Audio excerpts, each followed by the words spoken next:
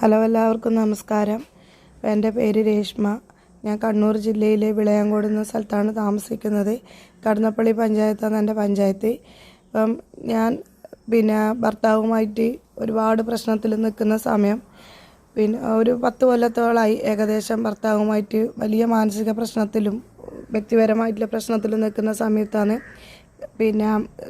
കണ്ണൂർ കക്കമ്പാറ പാലക്കോട് സ്വദേശിയായ റോബിനെ ഞാൻ പരിചയപ്പെട്ടത്. അവൻ അന്നേരം എയർപോർട്ടിലായിരുന്നു ജോലി, ലോഡിങ്ങിൻ്റെ ജോലിയായിരുന്നു.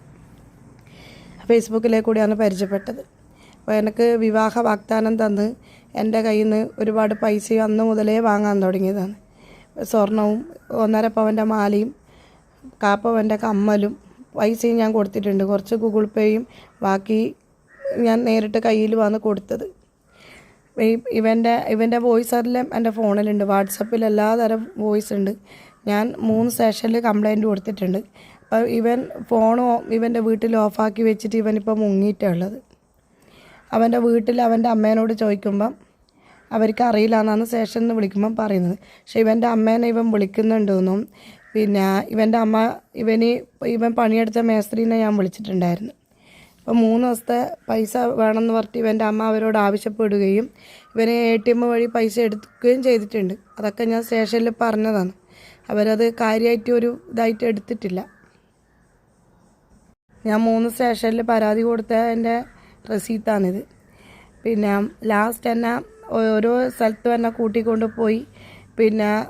ആദ്യമെല്ലാം വിവാഹ വാഗ്ദാനം തന്ന് എന്നെ ഒരുപാട് രീതിയിൽ അവൻ പൈസ ആയാലും സ്വർണ്ണമായാലും എൻ്റെ അടുത്ത് നിന്ന് ഇതാക്കിയിട്ട് എടുത്തിട്ടുണ്ട്.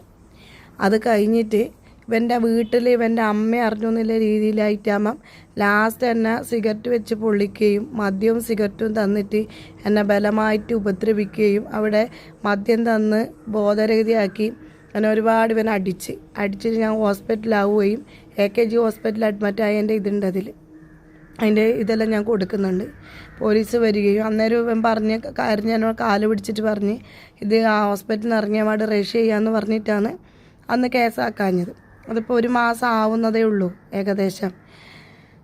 അഭിലാഷ് ലോഡ്ജ് അവിടെ നിന്നാണ് ഈ സംഭവം ഉണ്ടായത്. അത്രയും എന്നെ ഇവൻ മാനസികമായിട്ട് ഈ 4 മാസമായിട്ട് പീഡിപ്പിക്കുമെന്ന് ഇവൻ്റെ അമ്മ അറിഞ്ഞു എന്നുള്ള പേരിൽ 3 ദിവസം ഇവൻ്റെ നാട്ടിൽ ഞാൻ പോയിട്ട് അന്വേഷിച്ച്. ഇവൻ്റെ വീട്ടിൽ പോയപ്പോൾ ഇവൻ്റെ അമ്മ ആദ്യം പറഞ്ഞ് അവൻ വന്നതാണ്, ഹോസ്പിറ്റലിലെ രേഖയാണിത്, ഹോസ്പിറ്റലിൽ ഇതായതും അവൻ്റെ പേരെല്ലാം എഴുതി വെച്ച ഇതാണത്.